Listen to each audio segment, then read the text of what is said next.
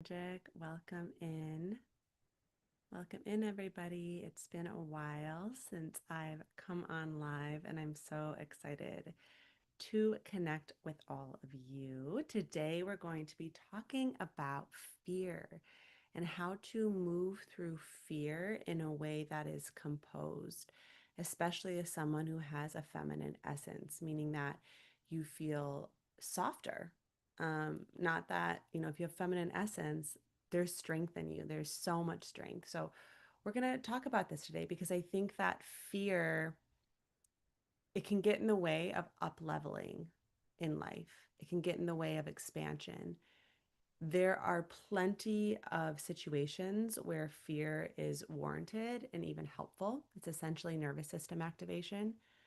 But when it comes to growth and inner work and becoming new versions of ourselves and the energy of, expansion, of newness, of freshness, it can get in the way. It can be a hindrance. If you haven't tuned into my channel yet, welcome.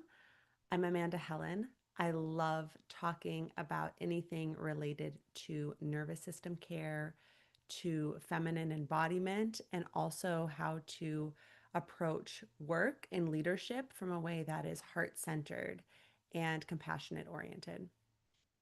I'm curious right away for you to think about, how is fear blocking your life?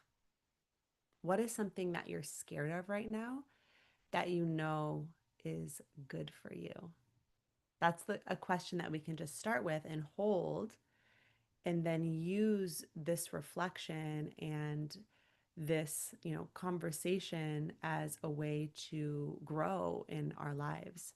So, where is fear stopping you? You are welcome to share that with me in the comments if you'd like. And as always, please do, before I get started, if you're someone who tunes in a lot, like my content, subscribe. All of these things help my channel to grow and this information to get out to more like minded women and individuals. The skill set of being able to move through fear is one that will pay dividends throughout life. So, this is not about not feeling fear. In fact, it's opposite of that. It's a skill set of how can we feel fear and do the thing anyways? How can we create enough resource and bandwidth to hold this emotion that is so normal and native to being in a human body, but still proceed through that? And that's courage, right? So when I was a child, I thought of this as an example for some reason.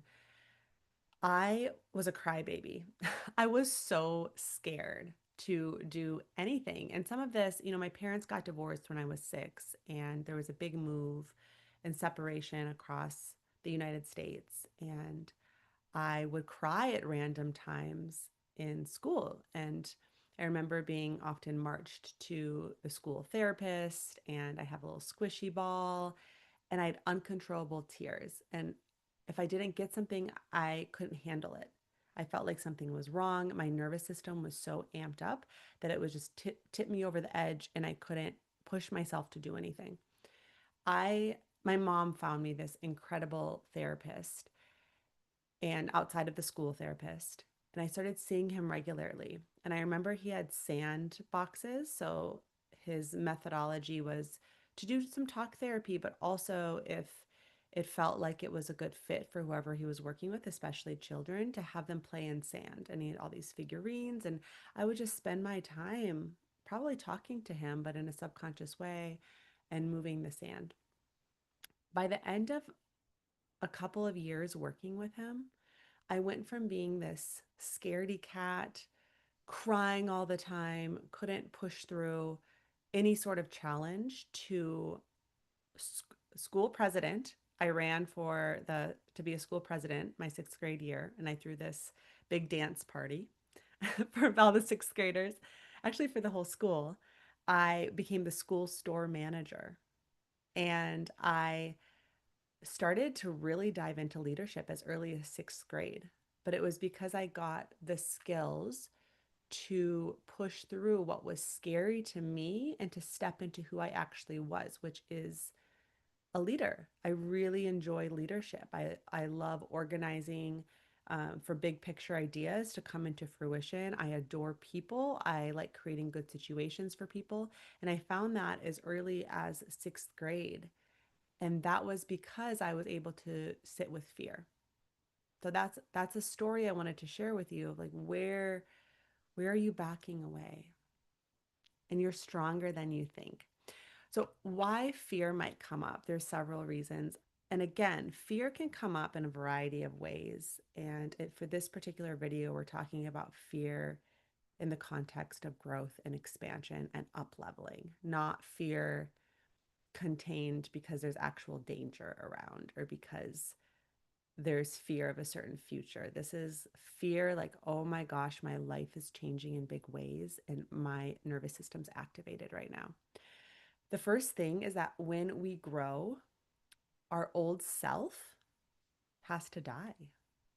So it's scared, right? So as we're growing, as we're expanding, as we're becoming new versions of ourselves, new lives, inevitably, the old way that we think, that we process, that we reside in our bodies, that we relate to people will die, for lack of better words. And maybe integrated is a better way to describe this, right? Like she'll always be there as a part of you, but it's not going to be you.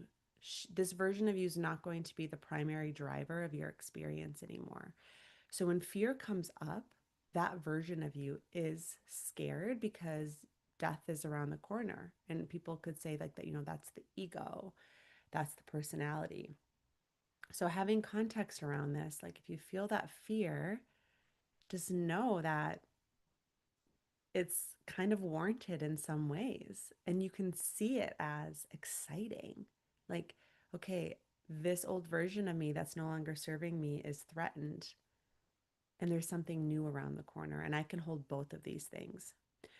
There's also often fear of the unknown. If we become familiar with and comfortable with what we're doing, with how we're thinking, with our relationships, our friendships, and we know that up leveling will cause change, but we don't know what that change is, that might cause fear. And again, that's warranted. That makes sense because we've evolved to have survival around predictability.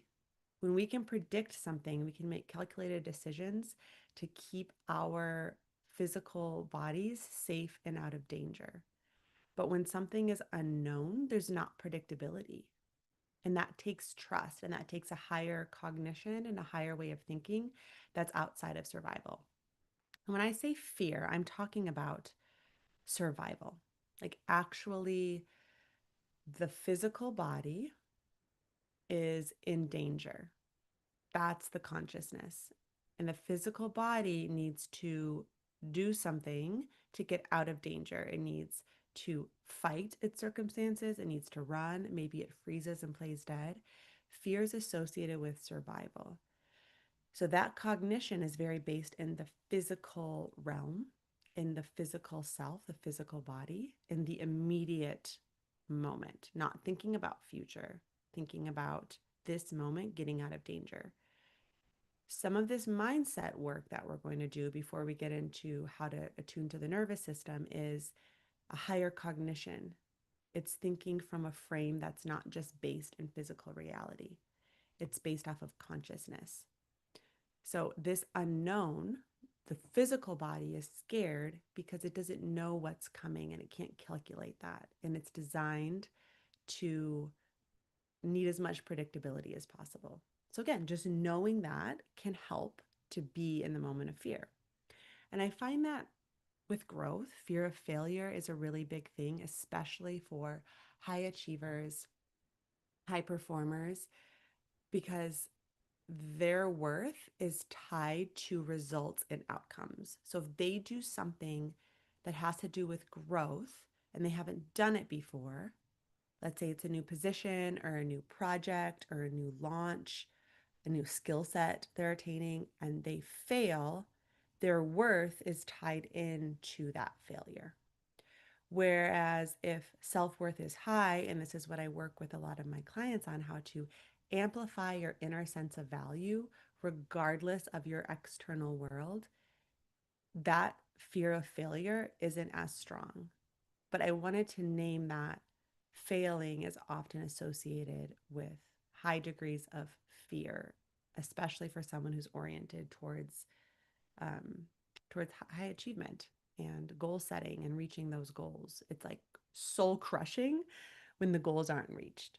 And it can be paralyzing to actually expand. So, growth mindset comes with how can I do this thing out of curiosity without being, while being able to hold the possibility of failure? Because that's the reality. And I know that's scary if you're listening to this. Like, what do you mean hold failure? What happens if we don't push through fear? So if we never push through the discomfort of fear, like we're all welcome to do that. We're all welcome to live lives that are just kind of doing the same thing every day, rinse and repeat. And some people find contentment in that, I think. I also know that we're nature. Like we are made up of nature. And when you look at the energy of nature, it's growing, it's changing, it's expanding, it's moving in cycles. Like there's always movement.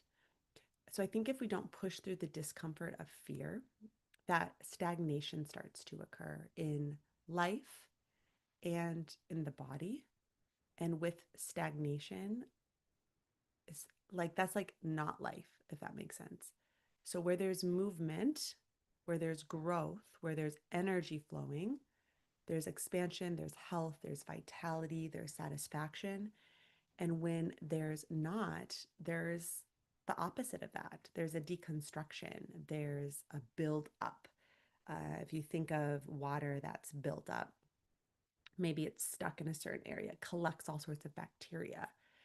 It's not vitality, it's the opposite of that. So, again, there's no right or wrong way to live, but if we decide not to push through discomfort, through fear, and do something new, we will become stagnant.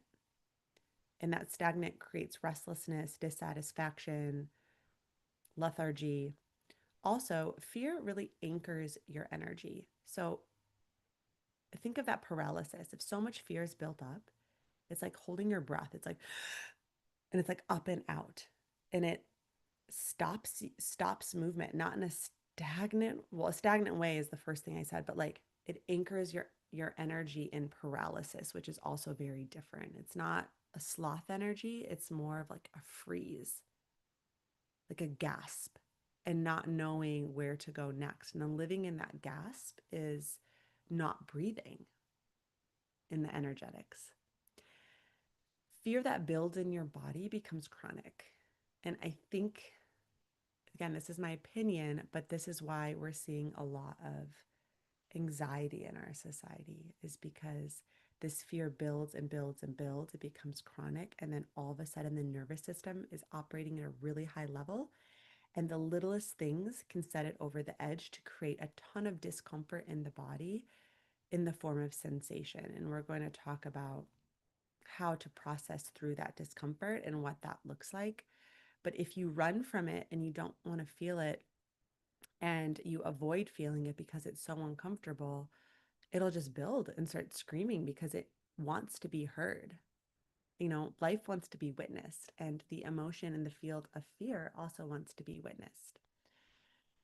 Before I go into the four ways that I'm going to offer to sit with fear and to work with fear in the container of up leveling and expanding and glowing up, I want to mention that I have two courses. I have my mini course, actually only I think like $25 or something, and it's called Sparkle. It is an introduction to the intersection of feminine energy and nervous system work. I highly suggest it. I've curated a playlist of embodiment practices that you can do starting now, both meditation, there's like a stretching and breathing practice, and there's two lessons in there. And then I have my more self-paced course, my flagship course called Nervous System of a Goddess. Level 1 is Soften. Highly suggest it. There's so much good stuff in there about the branches of the nervous system. And I offer science in a more feminine, approachable way. That's not, I don't want to say boring, maybe. Sometimes I feel that science can just go over the head. So I try to create this beautiful way to learn about the body through the body so that you can create composure and softness and start to feel safe enough to soften.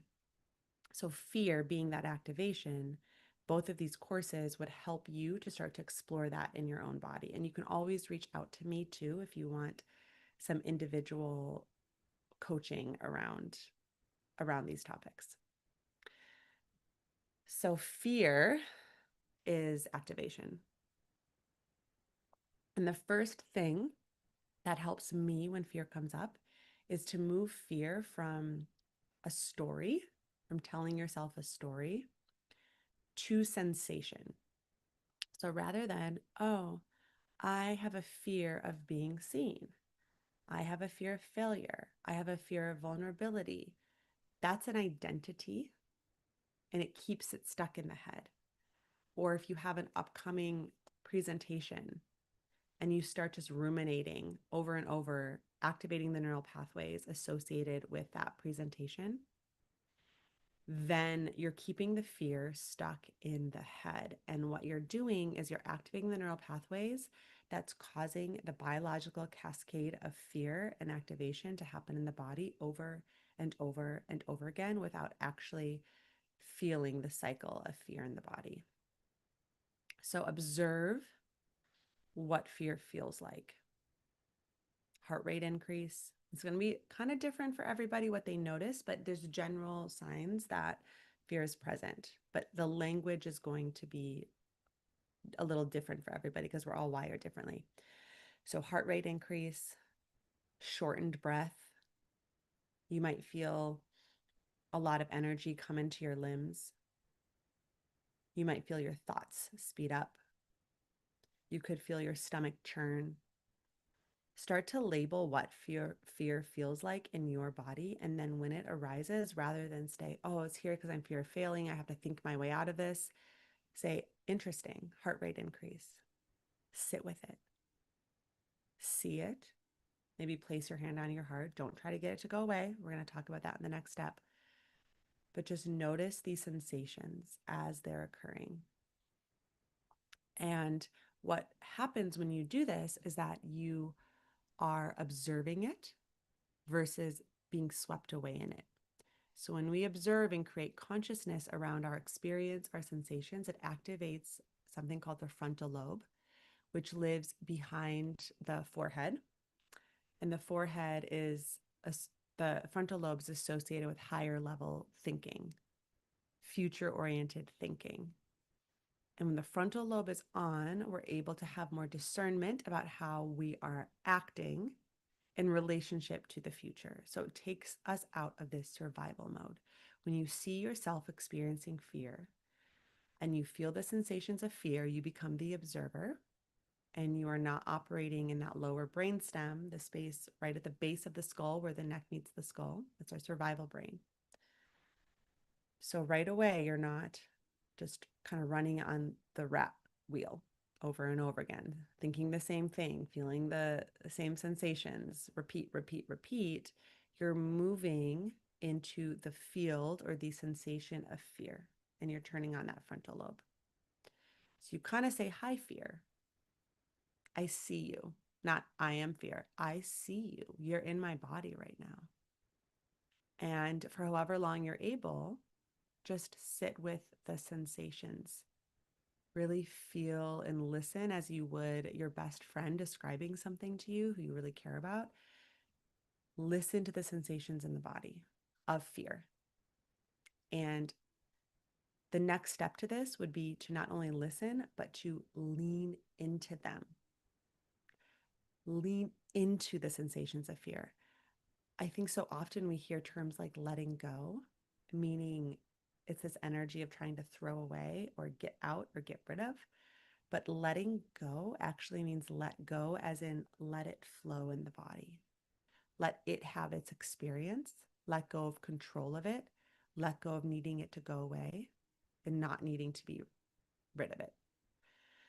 More than that, an effective way to do this is to lean in and say, amazing, fear is here for me to listen to. Give me more. I can handle this.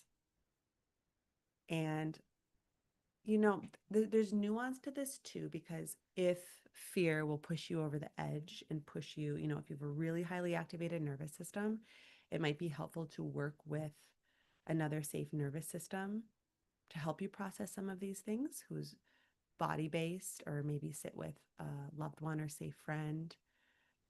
Sometimes I really believe we can do a lot on our own, but it's also can be really useful to have somebody to guide you through this if you're someone who's got a lot of fear in their system, just so you don't go into a state of like collapse or paralysis or something. But I know that when I feel fear and I lean into it, it's almost like I lean in actively and just like eat it. Then it starts to process through my body and I feel brave and it starts to move. When we embrace something, we enter into a state of willingness, courage, love, and these states can hold the fear. I'm thinking of this story right now that's kind of funny. um, okay, I'm just going to tell it. I'm just going to say it. Try to listen without judgment. But so my sister, I was a single mom growing up, and my sister and I were quite opinionated in our teenage years. Two teenage girls to one mother. You can imagine she had her hands full. And I remember one time my sister was just giving her a mouthful and being so nasty and so mean. And my mom came back like at her wit's end with this bar of soap. And she was like, "Do you want me to wash your mouth out with soap?" And I think, I don't think she was actually going to do this, right? But she was just kind of, her nervous system was activated. So was my sister's. And I remember my sister, she's 13 years old, like, mouthful of braces, leaned in and she said, "Yeah, give me some soap." And she took a bite of the soap. And my mom didn't know what to do. So she just like walked away. So in this example, I mean, it might not be like a super parallel example, right? Because whatever, it's tied to certain emotions and like the energy of kind of fighting and tension. But my mom was trying to kind of threaten her with something, and my sister leaned into it, bit it,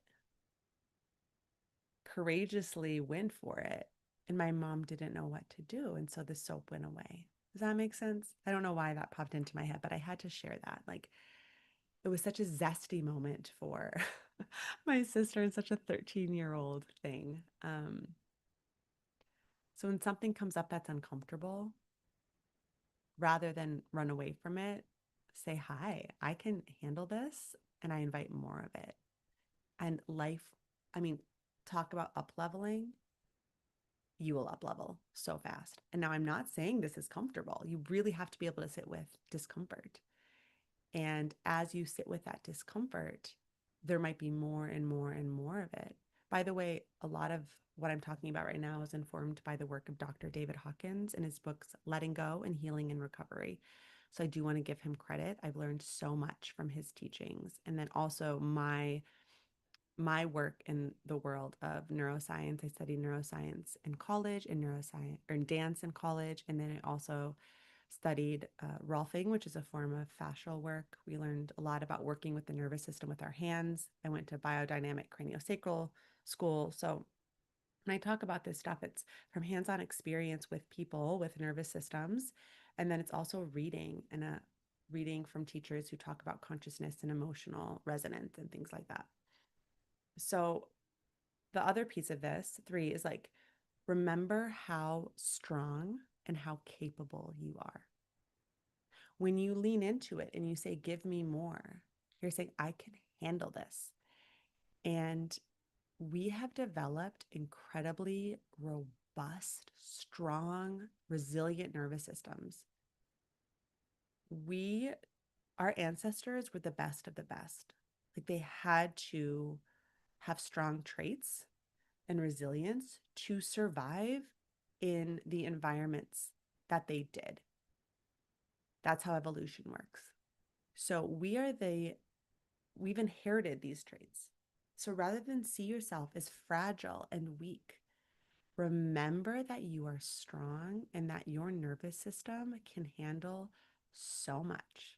Like it really can. When you shift that frame, it can be so helpful.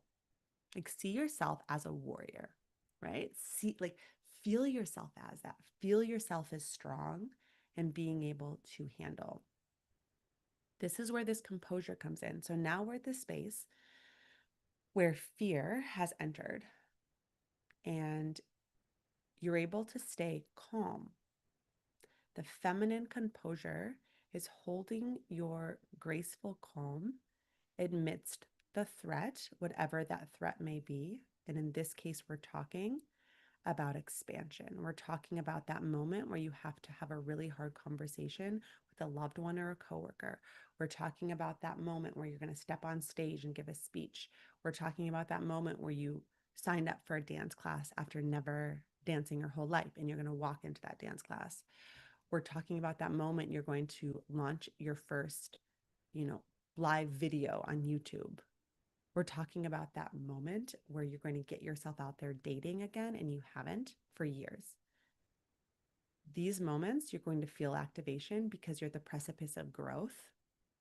And when you can notice your sensations of fear, feel them, lean into them and get excited, say, give me more of this. I'm going to vent this through my body. And then remember how strong and capable you are to be with all of that fear. We're composed now. Fear might be coursing through the body, but you're going to do the thing anyways. You're going to show up on that stage with your heart beating, with your stomach churning. You're not going to wait until you're calm. You're going to do it anyways. Like that's how strong you are. That's the sort of mindset I'm talking about. Lean in, bite the thing, just do it. And that's how you push past fear and discomfort rather than waiting for yourself to be entirely comfortable. I'll tell you right now, I was not comfortable launching my YouTube channel. I was super uncomfortable. In fact, my body was manifesting like my neck was hurting. I didn't want to film. And my coach was like, do it anyways. And I did it. And now it's the best thing ever. I love it. The first time I live streamed, not comfortable at all. Fear for sure. I didn't wait till I was comfortable. There's no way. I just had to push through it and do it. And it's gotten easier and easier. Every time I get invited to do a workshop or give a presentation, not comfortable, fear comes up, I do it anyways because I know that these things are associated with my up leveling and my growth and they're worth doing it. So, the fourth part of this is working with your nervous system. So, we're in these animal bodies. Yes, we're consciousness, we're magic, we're energy. And the science of this is that we are bodies with nervous systems that have developed over time to keep us safe. And when we are in a state of fear or activation, that means that the nervous system has a lot of energy. The stress hormones are adrenaline and cortisol, and they provide a lot of energy to our limbs and to our brain to process through information really fast. And they give you that energy so that you can meet whatever physical threat is around you or that you can go forage food. It's an amazing mechanism. But fear gets you what you need really fast physically. And that energy can be super uncomfortable when it's held in the body and you're not moving it. The nervous system piece of this is to move. You feel fear in the body, you feel all that energy, do something. You can have these mindset tips, which can be very helpful, especially if you're in the moment doing the thing, need to stay composed. But if you're feeling just general fear while you're trying to sleep or you wake up in the morning, I would suggest shaking. I've talked about this in so many of my videos. I'm not kidding when I say that. Literally shake. You can shake one limb at a time. You can have both your feet on the ground and shake your whole body by bouncing your legs, arms over the head for 2 minutes. It does wonders. And animals do this in nature. Look up videos of animals shaking after being chased, and you will see that they tremor to release all that excess adrenaline and cortisol. Like deep breath, and you'll feel little cracks in your joints, maybe. You'll feel lighter. It takes 2 minutes. Really helpful to do like before sleep or something.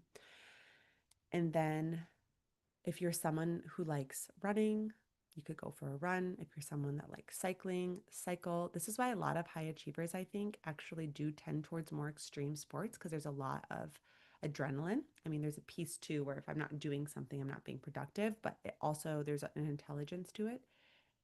If you're a dancer, dance. You could stretch. Stretching is also moving the body, doing a forward fold, dropping the head below the heart, taking a few deep breaths, stretching out the back line of the body. Hit child's pose and take 5 deep breaths.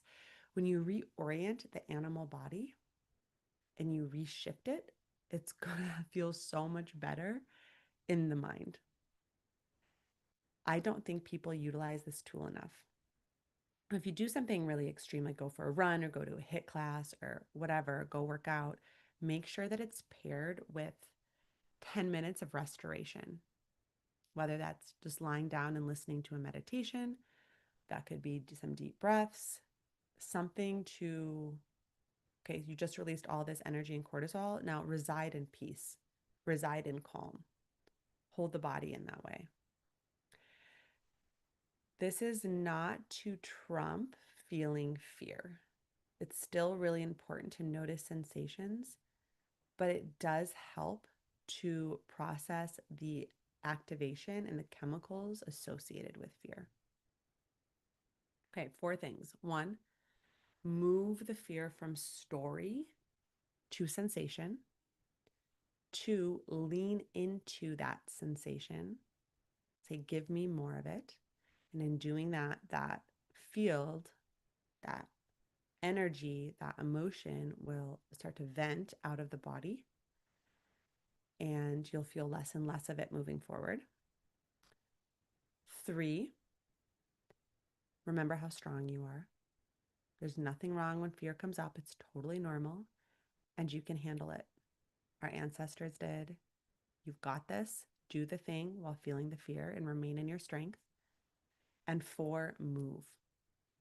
Get the body moving so that you can discharge the energy that's been released by adrenaline and cortisol to give you the strength to meet a stressor in front of you. The reflection I have for you here is, 1, what does fear feel like in my body? So decide now what that feels like. Be curious about it. So when it comes up, you can see it for what it is and track those sensations. 2, where in my life is fear stopping me from up leveling? What are you scared of that you know is good for you? And 3, what is one form of movement that would be effective for you when you feel fear? Decide that now, because when you're in the moment, paralysis can happen. It can be hard to make decisions. So if you're someone, you love to go for a walk, say, I'm going to go for a walk. You like to do a forward fold and take 5 deep breaths, do that. You like tapping, do that. But decide now. Those 3 reflections, I would attend to those as soon as possible, and then do the thing. You know what you need to do. It's time. It really is. There's no better time than right now. It's never probably going to feel comfortable. So get used to the discomfort, tune into your strength, and grow. You can do this. I'm here if you want support. I have a 3-session coaching introductory package. That link is in the show notes. Again, please like this video, leave comments. I love hearing from all of you. All my social links are in the description too if you want to follow me on Instagram or TikTok. I've been doing reels. Yeah, thank you so much for being here and for tuning in, and I will see you on the next one.